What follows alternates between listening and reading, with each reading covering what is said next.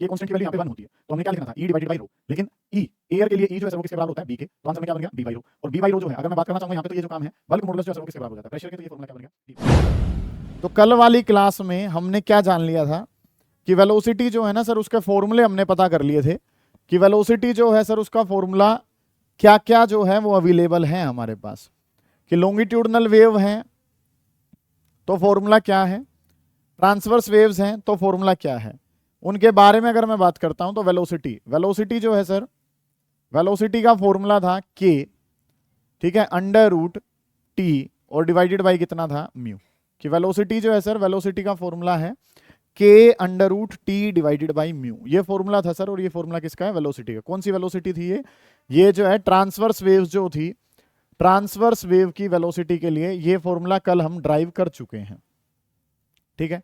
Transverse wave के लिए काम जो हमने कर लिया था कि ट्रांसवर्स वेव के लिए वेलोसिटी का फॉर्मूला है सर के under root T divided by mu.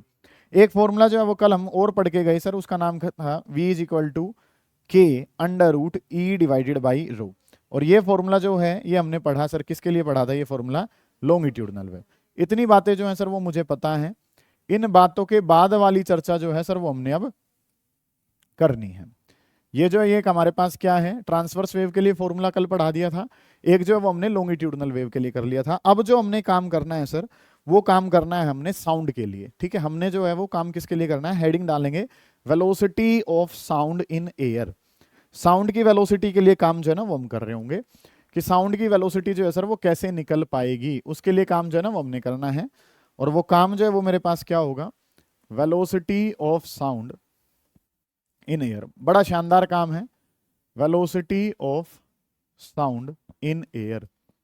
Sound की वेलोसिटी क्या होगी किसके अंदर, एयर के अंदर। ये बात जो है ना सर वो हमने जाननी है, velocity of sound in air. Air के अंदर साउंड की वेलोसिटी क्या होगी, मतलब मैं बोल रहा हूं और मेरी आवाज कितनी स्पीड से आपके कानों तक पहुंच पा रही है, इसके बारे में काम जो है ना वो हमने करना है। अब मेन जो कंसेप्ट है सर वो हमारे पास क्या बनता है कि साउंड के बारे में अगर मैं बात करता हूं तो साउंड जो है सर वो कल भी हमने डिस्कस कर लिया था कि साउंड जो है सर वो कैसी वेव्स होती हैं। Sound waves are longitudinal in nature, कि साउंड वेव्स जो है सर वो कैसी होती हैं, लॉन्गिट्यूडनल होती हैं। और लॉन्गिट्यूडनल वेव अगर है तो वेलोसिटी का फॉर्मूला जो है सर वो क्या है, के under root E divided by row.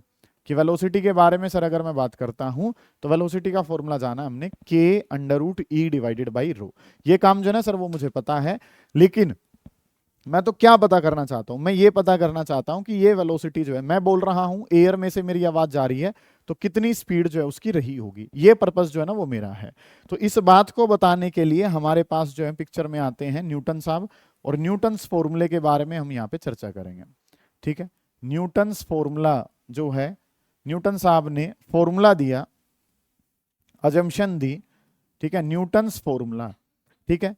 Main जो पर्पस है गंगा, मेन पर्पस क्या बेटा, we wish to find out velocity of sound in air. मैं बोल रहा हूं मेरी आवाज आपके कानों तक जा रही है, और आपके कानों तक जो आवाज जा रही है इसका मतलब आवाज की कुछ क्या रही होगी, स्पीड रही होगी। उस स्पीड को मैं बताना चाहता हूं। मेरा दिमाग क्या कहता है कि sir sound waves are longitudinal in nature, sound waves longitudinal होती हैं जिनकी वेलोसिटी का फॉर्मूला होता है के under root E divided by rho. ये फॉर्मूला किसका हो गया, वेलोसिटी का। अगली जो बात है सर, इस फॉर्मूले से तो मुझे वैल्यू थोड़ी आ रही है, मैं जानना चाहता हूं 10 मीटर पर सेकंड है, 20 है, 50 है, 100 है, 80 है, 300 है, 400 है, 500 है। मेरा मन है वो बात जानने का, ठीक है। और वो बात जब हम जानना चाहते हैं तो इस बात को बताने के लिए कौन आए हैं, न्यूटन साहब आए हैं। और न्यूटन साहब क्या कहते हैं, वो अज्यूम करते हैं, ही अज्यूम्ड, वो मान के चलते हैं क्या, he assumed sound propagation, he assumed sound propagation, sound propagation to be an example of isothermal process. वो क्या एज्यूम करके चलते हैं कि साउंड प्रोपेगेशन जो हो रही है, मतलब कि वो कोई भी काम जो होता है ना बेटा वो किसी अजम्पशन के बेसिस पे होता है। कोई भी डिस्कवरी होगी तो उसके पीछे क्या रही होगी, कोई अजम्पशन रही होगी। तो न्यूटन साहब जो हैं वो क्या कह देते हैं कि जो मैं यहां से आवाज निकाल रहा हूं, ये जो आवाज है वो आपके कानों तक जा रही है, तो ये एक प्रोसेस है, यहां से आवाज ट्रांसफर हो रही है आपके कानों तक, और यहां से आवाज आपके कानों तक जो ट्रांसफर हो रही है वो क्या एक प्रोसेस है। और नैन्सी वो जो प्रोसेस उन्होंने मानी वो कैसी प्रोसेस मानी, आइसोथर्मल प्रोसेस। तुम में से ऐसा कौन है जिसने थर्मोडायनेमिक्स नहीं करी है मेरे साथ, सबने कर रखी है, ठीक है जी। तो काम जो है वो क्या माना उन्होंने कि ये साउंड प्रोपेगेशन जो है वो कौन सी प्रोसेस है, आइसोथर्मल प्रोसेस है। अब आइसोथर्मल प्रोसेस जो है सर उसके अनुसार काम जब करा गया, ठीक है, आज का काम जो है वो हमारा इन्हीं बातों को जानने का रहेगा।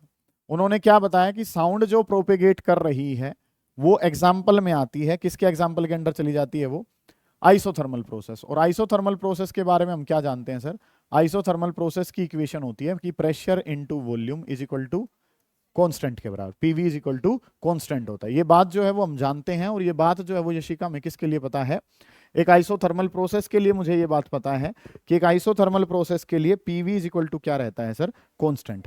अब ये बात जो है ना मैंने वहां पे थर्मोडायनेमिक्स में भी सिखाई थी, यहाँ पे दोबारा समझा रहा हूं कि डिफरेंशिएटिंग बोथ साइड्स, दोनों साइड अगर मैं डिफरेंशिएट कर दूं, दोनों साइड अगर मैं डिफरेंशिएट कर दूं, यहाँ पे जो चीजें हैं सर वो हमारे पास क्या है कि PV is equal to constant जो है वो हमारे पास नाम है, और PV is equal to constant अगर मेरे पास काम है तो चीजें जो है सर वो हमारे पास कुछ कैसे आ रही होंगी।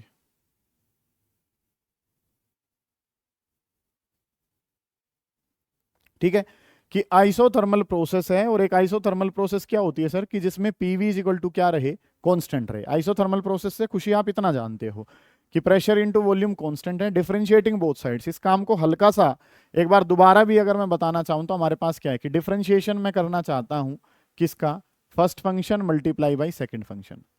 दो फंक्शन अगर मेरे पास हैं, दो फंक्शन है और दोनों फंक्शन किस में हो रही है, मल्टीप्लाई में, तो हम यहाँ पे क्या लगाते हैं आदि, product rule.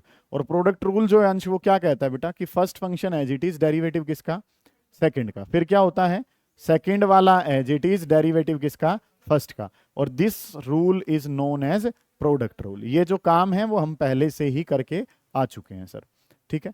This rule is known as product rule. कि काम जो हमने क्या करना है, हमने काम सीखना है सर आइसोथर्मल प्रोसेस को।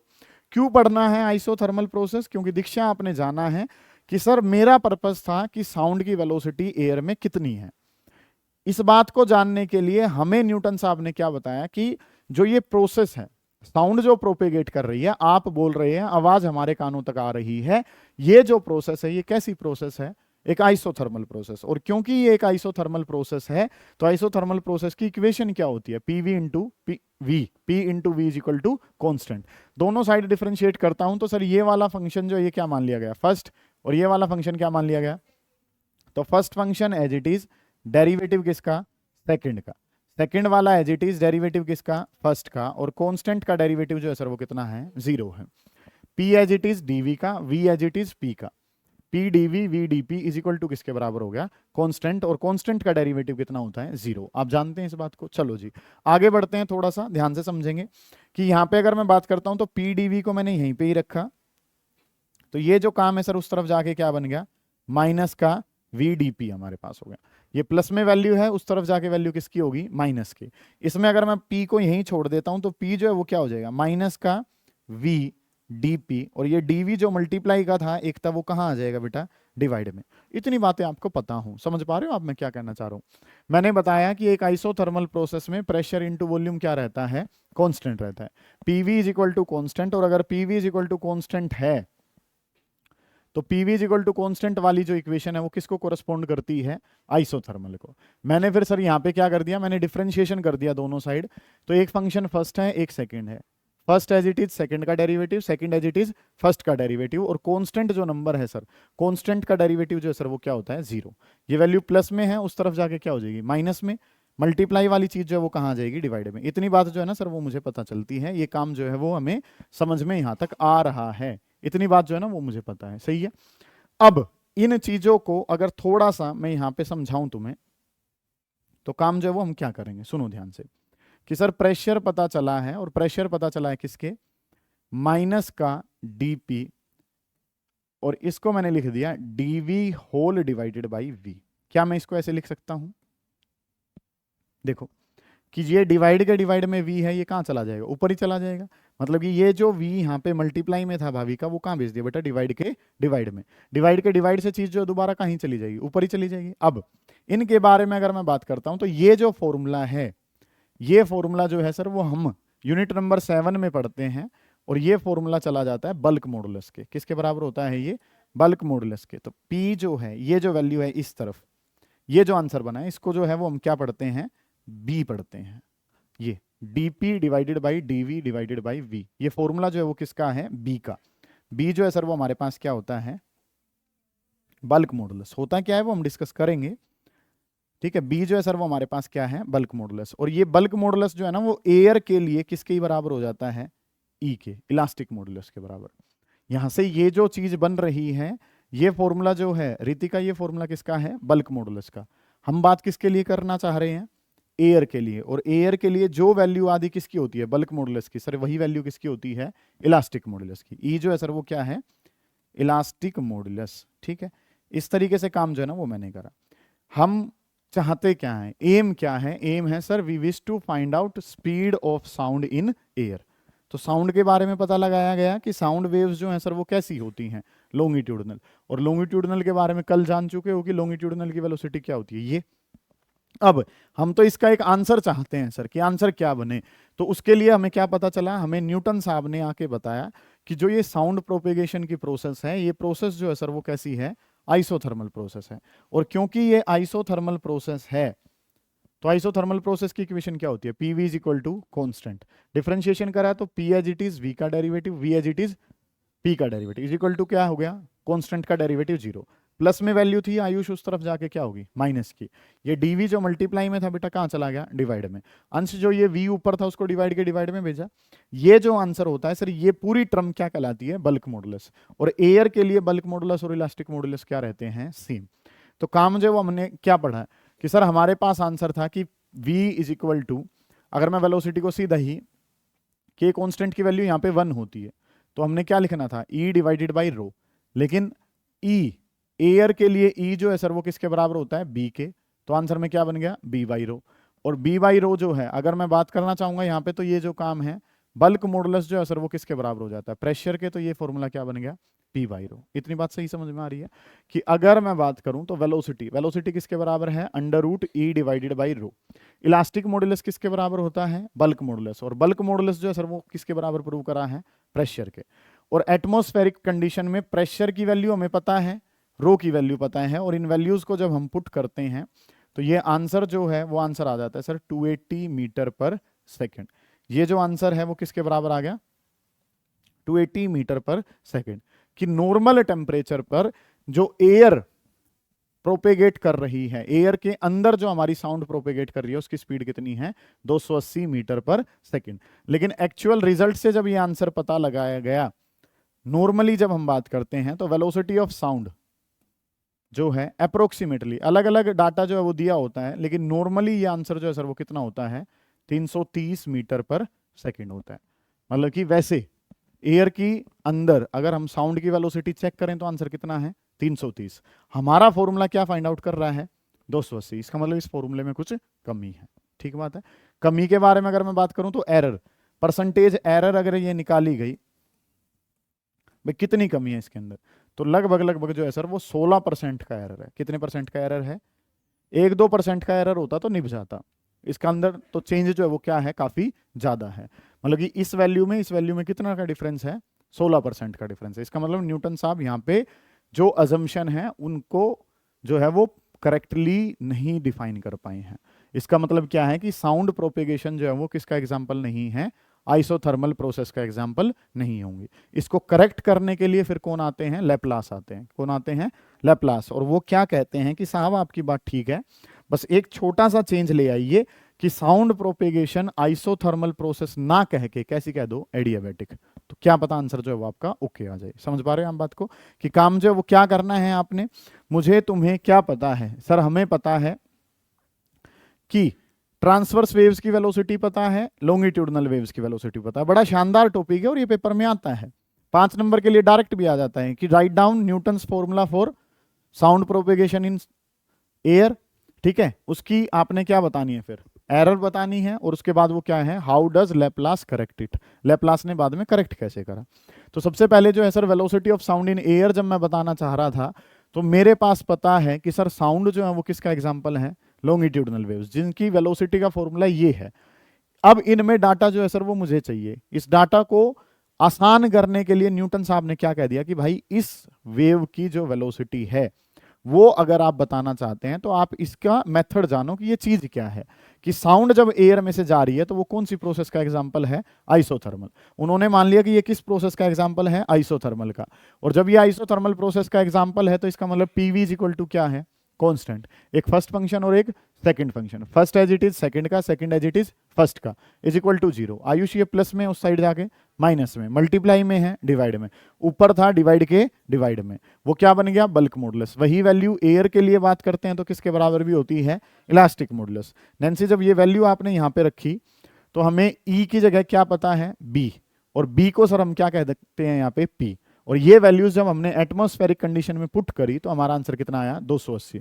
लेकिन एग्जैक्टली जो आंसर है सर वो कितना है, 330 है। तो इसका मतलब हमारे फॉर्मूले में कुछ ना कुछ कमी रही है, और वो कमी कितने की रही है सर, 16% की रही है।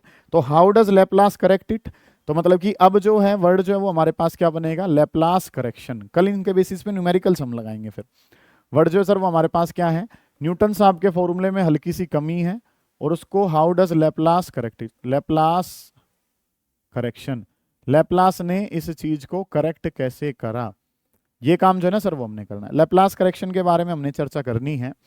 तो now Laplace assumed, he assumed, उन्होंने अज्यूम कर लिया, क्या अज्यूम करा, he assumed sound propagation, he assumed sound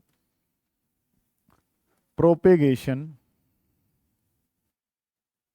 to an example of, sound propagation to an example of adiabatic process. अब उन्होंने चेंज जो है कि भाई वहां से तो आंसर ठीक आ नहीं रहा है, तो उन्होंने अब अज्यूम क्या करा है, एडियाबैटिक प्रोसेस मान लिया। He assumed sound propagation to an example of adiabatic process. उन्होंने अब क्या मान लिया कि साउंड प्रोपेगेशन कैसी प्रोसेस है, एडियाबैटिक। एडियाबैटिक की इक्वेशन बताओ बेटा क्या होती है, PV gamma is equal to constant. अलग अलग इक्वेशन हमने पढ़ी है, करेक्टरिस्टिक इक्वेशन क्या थी यहाँ पे, PV raise to power gamma is equal to क्या है, कांस्टेंट है, ठीक है। एडियाबैटिक प्रोसेस में कौन सा पैरामीटर सेम रहता है, हीट सेम रहते हैं। हीट को किस लेटर से लिखते हैं, क्यू से। तो डेल्टा क्यू किसके बराबर होता है, 0 के बराबर। शोरी आप तो जानते हो ये सब कुछ, है ना। साउंड प्रोपेगेशन को उन्होंने कैसी प्रोसेस मान लिया है, एडियाबैटिक प्रोसेस जो वो मान लिया। और एडियाबैटिक प्रोसेस वंश अगर मैं मान रहा हूं तो मेरे भाई मुझे क्या पता है कि PV gamma is equal to constant. जो काम पहले करा वही अब करना है आपने, कि sir PV gamma is equal to constant है। अब फिर से वही चीजें अगर हम रिपीट करेंगे तो कंसेप्ट जो है सर वो हमारे पास क्या बन गया, डिफरेंशिएटिंग बोथ साइड्स। दोनों साइड अगर मैं डिफरेंशिएट करूं तो डिफरेंशिएट करने से मुझे क्या पता है कि P as it is derivative किसका हो गया, V raise to power gamma, फिर plus V raise to power gamma as it is derivative किसका हो गया, पी का। और कांस्टेंट अगर है तो सर कांस्टेंट का डेरिवेटिव कितना हो गया, 0। First function as it is derivative किसका, सेकंड का, second as it is derivative किसका, फर्स्ट का, और कांस्टेंट का डेरिवेटिव। ओके रिपोर्ट है, जानते हैं हम सब इन बातों को। तो अगली जो बात है सर जो मुझे चाहिए उसके बारे में अगर हम चर्चा करना चाहें तो वो काम जो है सर वो कैसे बनेगा, उसके बारे में अगर हम बात करना चाहते हैं तो पी डेरिवेटिव किसका, वी गामा का, V gamma as it is derivative किसका, पी का, और इज इक्वल टू कितना हो गया, 0। आगे बढ़ो भाई, आगे काम जो है वो क्या करना है सर, पी जो गामा पावर है सर वो आगे, ठीक है। एक पावर जो है सर वो क्या हो जाती है, कम हो जाती है। जानते हैं ना जो भी पावर होती है डेरिवेटिव में, जो भी पावर है वो आगे, उस पावर में से एक पावर कम। v का डेरिवेटिव कितना हो गया सर, dv। और ये बात तो सर बिल्कुल सही है ही कि v गामा dp, और ये जो है ये किसके बराबर है, 0 के बराबर। कि pv gamma is equal to क्या है, कांस्टेंट है। ये बात हम जानते हैं, pv gamma is equal to constant. Differentiation करता हूं, first as it is second का derivative, second as it is first का डेरिवेटिव, और कांस्टेंट का डेरिवेटिव सर कितना, 0। P एज इट इज यहाँ पे जो गामा पावर है वो आगे, एक पावर कम, V का डेरिवेटिव dV, V gamma as it is dP, और ये किसके बराबर हो गया, 0। ये वैल्यू प्लस है, उस तरफ जाके किसकी हो जाएगी, माइनस की। सुनो ध्यान से कि काम जो है सर वो हमने यहाँ पे क्या करना है, ये था gamma P V raise to power gamma -1 into में कितना है, dV, और ये प्लस में था तो उस तरफ जाके क्या हो गया, माइनस में, माइनस V की पावर गामा और dP। यही काम करा है, कुछ अलग सा करा ही नहीं है सर। कि हमें क्या पता है सर, जो ये वैल्यू यहाँ पे प्लस में है वो वैल्यू उस तरफ जाके किसकी हो जाएगी, माइनस की। ठीक है, gamma P V gamma -1 dV is equal to ये प्रोग्राम बनेगा। अब देखो ये पावर जो है वो गामा है, ये गामा -1 है, दो अलग अलग तरीके हैं। कैसे, बेसिक वाले से ही चलूं तो v गामा -1 dv, ये चीज मेरे पास है माइनस का। इसको अगर लिखना चाहूं तो v की पावर 1 और v की पावर गामा -1 और इंटू में कितना हो गया, dp मेरे पास होगा। ठीक है, 1 बेस सेम है तो पावर ऐड करेंगे, 1 और 1 कैंसिल हो जाएंगे, क्या ही बचेगा, v की पावर गामा। समझ में आई ये बात, क्या बताइए, पक्की बात है। v की पावर गामा है तो इसको v की पावर 1 और v की पावर गामा -1 ऐसे करके आपने लिखा। ये v गामा -1 है तो v गामा -1 इससे कैंसिल हो गया हमारे पास सर। अगली जो बात है जो आपको चाहिए सर, यहाँ पे गामा पी को एज इट इज रख लिया आपने, ये क्या बन गया माइनस का v dp, और जो ये dv मल्टीप्लाई में था वो यहाँ पे जाके किसका हो गया। अगला स्टेप बताओ क्या होगा, ये v जो मल्टीप्लाई में है वो कहाँ भेज देंगे, डिवाइड के डिवाइड में, माइनस का dp divided by dv by v। और ये पूरा जो प्रोग्राम है सर ये क्या कहलाया है, बल्क मॉडुलस, और इसी को ही हम फिर क्या कह देते हैं, इलास्टिक मॉडुलस कह देते हैं। मानते हो आप इस बात को। काम जो है वो आपने क्या समझना है, पीछे वाले बच्चे ज्यादा ध्यान दें थोड़ा सा, कि सर पहले जो है न्यूटन साहब आए और उन्होंने बताया कि sound propagation is an example of isothermal process, उसके अनुसार आंसर में कमी आ रही है सर। उस आंसर को ठीक करने के लिए फिर कौन आए हैं, लेप्लास, काफी बड़ा नाम रहा है रिसर्च की हिस्ट्री में। तो उन्होंने लेप्लास ने जो है, लेप्लास सीरीज वगैरह भी है मैथ्स के अंदर जो है ना, उसको भी जान रहे होते हैं कि काम जो वो हमने क्या माना, he assumed sound propagation to an example of adiabatic. Isothermal से तो काम चला नहीं था, तो अब प्रोसेस जो वो कैसी मान ली गई, एडियाबैटिक प्रोसेस उन्होंने मानी। अब एडियाबैटिक प्रोसेस की इक्वेशन सर क्या पता है कि PV gamma is equal to क्या रहता है, कांस्टेंट। वही काम जो डिफरेंशिएशन वहां करा था वही यहां कर रहे हैं, first function second function, first as it is second का derivative, second as it is first का डेरिवेटिव। जो ये गामा पावर है सर, इसके बारे में तो हम बहुत अच्छे से जानते हैं कि जो भी पावर होती है सर वो कहाँ जाती है, आगे। उस पावर में से एक पावर क्या हो जाती है, ये आगे आ गई, फिर इस पावर में से एक पावर को कम कर दिया। ये वैल्यू प्लस में है, उस तरफ जाके ये वैल्यू किस में हो जाएगी, माइनस में। ठीक है, अगली बात जो है वी गामा हमारे पास था, जो ये वी गामा मेरे पास है इसको मैंने 1 पावर में और गामा -1 पावर में ऐसे करके तोड़ दिया, क्योंकि बेस सेम है तो अंश क्या हो जाएंगे, ऐड। ये नहीं समझ में आई बात, पक्की बात है। वी गामा -1 कैंसिल हुआ, वो मल्टीप्लाई वाली चीज कहाँ गई, डिवाइड में। ये वी जो मल्टीप्लाई में था आयुष, इसको कहाँ ले गए, डिवाइड में। ये किसके बराबर होता है सर, बल्क मॉडुलस। और एयर के लिए जो वैल्यू बल्क मॉडुलस की, वही वैल्यू किसकी, इलास्टिक मॉडुलस की। कितनी बढ़िया बात है। ठीक है जी, तो यही सेम काम जो है जब आपने आगे बढ़ाया तो सर वेलोसिटी का फॉर्मूला था क्या, √E डिवाइडेड बाई रो। और जब यहाँ पे हमने काम बढ़ाया आगे तो इस E को जो है सर वो हम क्या लिख सकते हैं, गामा P और डिवाइडेड बाई कितना लिख सकते हैं, रो। ये गामा वाला फैक्टर ज्यादा आ गया सर। पहले जो काम करा था शौर्य, वहां से आंसर क्या आ रहा था, वहां पे सर बन रहा था E किसके बराबर था, P। लेकिन अब जो E है सर वो किसके बराबर आ रहा है, गामा P। तो ये गामा वाला फैक्टर आगे आ जाएगा। ज्यादा वैल्यू जो है ये बढ़ गई है, तो ये वैल्यू लगभग सी एग्जैक्ट जो है, जब इन वैल्यूज को यहाँ पे रखा गया तो ये आंसर लगभग सा कितना ही आ गया, 330 मीटर पर सेकंड। इसका मतलब साउंड प्रोपेगेशन जो है, ये पूछा जा सकता है प्रैक्टिकल के दौरान आपसे, कि साउंड जो हमारी एयर में प्रोपेगेट कर रही है, एयर में जो आप आवाज को सुन पा रहे हो, वो कौन सी प्रोसेस का एग्जांपल है, it is an example of adiabatic process. इसके बेसिस पे बहुत सारे फैक्टर्स हमारे सामने आएंगे, जिनके बेसिस पे हम कल न्यूमेरिकल्स जो हैं वो लगा रहे होंगे। ठीक है, कि साउंड की जो स्पीड है वो किन किन फैक्टर्स पे डिपेंड करती है। ठीक है, टेम्परेचर पे, प्रेशर पे, डेंसिटी पे, किन पे डिपेंड करती है वो जानेंगे। अभी के लिए जो हमने काम करा है, एक बार मैं उस सारे काम को रिपीट करता हूं, आप इस काम को उतार लोगे। कहानी अब तक में तुमने क्या जाना था कि सर ट्रांसवर्स वेव्स की वेलोसिटी जो है वो टेंशन पे और मास पर यूनिट लेंथ पे डिपेंड करती है। मीडियम की डेंसिटी पे, ये पूछा जा सकता है आपसे ये सवाल भी। ठीक है, कौन सी वेव्स ऐसी हैं जो मीडियम को प्रभावित करती हैं, सर नाम क्या है, लॉन्गिट्यूडनल। क्योंकि डेंसिटी किसकी है, ये मीडियम की डेंसिटी। मीडियम की डेंसिटी पे जो डिपेंड करती हैं वो कौन सी होती हैं, लॉन्गिट्यूडनल। अब साउंड की जो स्पीड है वो जानना चाहते हैं, तो साउंड जो है वो कैसी वेव्स हैं, लॉन्गिट्यूडनल। लॉन्गिट्यूडनल वेव्स की वेलोसिटी पता है। सबसे पहले न्यूटन साहब आए, उन्होंने क्या माना कि ये जो एक ऐसी प्रोसेस है आइसोथर्मल, तो बताया कि ये जो स्पीड आती है वो कितनी आती है, 280। लेकिन एग्जैक्टली स्पीड जो है वो कितनी है, 330, अंतर है। तो फिर लैप्लास साहब ने आके उसको क्या करा, करेक्ट करा, बताया कि ये जो प्रोसेस है ये कैसी है, एडियाबैटिक। और एडियाबैटिक प्रोसेस के अनुसार आंसर में गामा पी बना, और आंसर जो है वो लगभग सा कितना ही बन गया था, 330 बन गया था। ये काम जो है वो हमने उतारना शुरू करना है। इस काम पे फोकस्ड होके काम करें ये।